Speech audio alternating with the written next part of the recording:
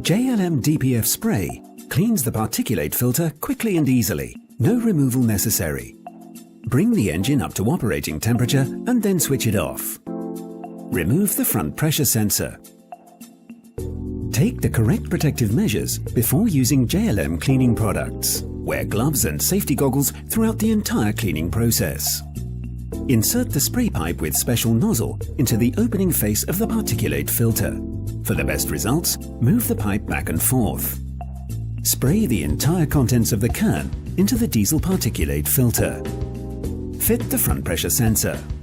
For best results, add JLM J02210 DPF cleaner to the fuel tank after spraying in the DPF spray and before regeneration.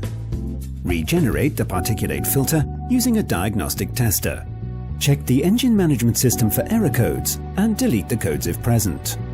The location of the temperature sensor and/or pressure sensor may differ, depending on the type and model of the vehicle. For further information, please visit jlmlubricants.com and don't forget to watch our other videos.